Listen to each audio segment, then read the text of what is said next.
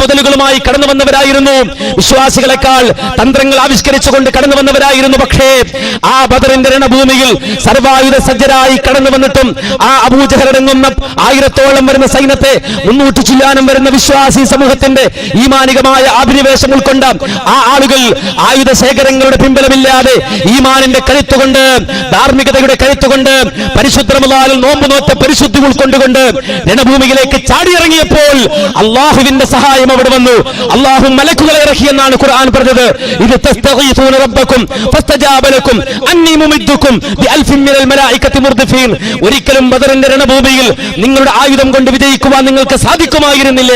നിങ്ങളുടെ ശക്തി കൊണ്ട് നിങ്ങൾക്ക് വിജയിക്കുവാൻ കഴിയുമായിരുന്നില്ല. നിങ്ങളുടെ ശാരീരികാവസ്ഥ കൊണ്ട്, കാരണം പരിശുദ്ധ റമളാനിൽ നോമ്പ് നോറ്റുകൊണ്ട് ശരീരം ക്ഷീണിപ്പിച്ച നിങ്ങൾക്ക് വിജയിപ്പിക്കുവാൻ സാധിക്കുമായിരുന്നില്ല. പക്ഷേ ആ ബദർ രണഭൂമിയിൽ വെച്ചുകൊണ്ട് കരഞ്ഞു കലങ്ങിയ കണ്ണുമായി പടച്ചവനോട് പ്രാർത്ഥിച്ചിട്ട് നെഞ്ചുവിരിച്ച രണഭൂമിയിലേക്ക് നിങ്ങൾ ഇറങ്ങിയപ്പോ നിങ്ങളെ സഹായിക്കുവാൻ വാനലോകത്ത് നിന്ന് പടച്ചറബ് മലക്കുകളെ ഇറക്കി തന്നു.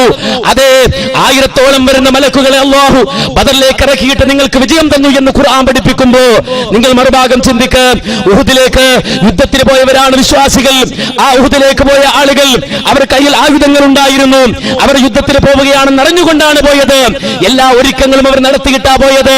ഉഹുദിൽ വളരെ നേരത്തെ എത്തിയിട്ട് അവിടുത്തെ ആ ഭൂമിശാസ്ത്രം പഠിച്ചിട്ട് മലയുടെ മുകളിൽ നിൽക്കേണ്ടവനെ മലയുടെ മുകളിൽ നിർത്തി.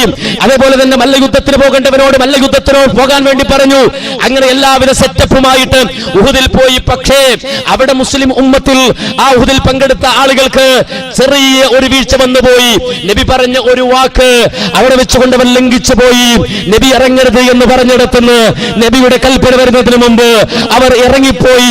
ആ ഒറ്റ കാരണം കൊണ്ട് ആ ഉഹുദിൽ വിശ്വാസികൾക്ക് എല്ലാ പടക്കോപ്പുകളും ഉണ്ടായിട്ടും പരാജയത്തോടെ മടങ്ങിപ്പോരേണ്ടി വന്നത് ഇസ്ലാമിക ലോകത്തിന്റെ ചരിത്രമാണെങ്കിൽ ബദറിന്റെ ചരിത്രം പഠിച്ച മുസ്ലിം ഉമ്മത്തിന്, ഉഹുദിന്റെ ചരിത്രം പഠിച്ച മുസ്ലിം ഉമ്മത്തിന് ഏത് രാജ്യത്തും ഏത് സമൂഹത്തിലും ജീവിക്കണമെങ്കിൽ, സ്വസ്ഥമായി കഴിയണമെങ്കിൽ ആയുധത്തിന്റെ പിൻബലം വേണം, വടിവാളിന്റെ പിൻബലം വേണം, കടാരയുടെ പിൻബലം വേണം, AK-47 പിൻബലം വേണം എന്ന തെറ്റിദ്ധാരണ അത് വെറും തെറ്റിദ്ധാരണ മാത്രമാണ്.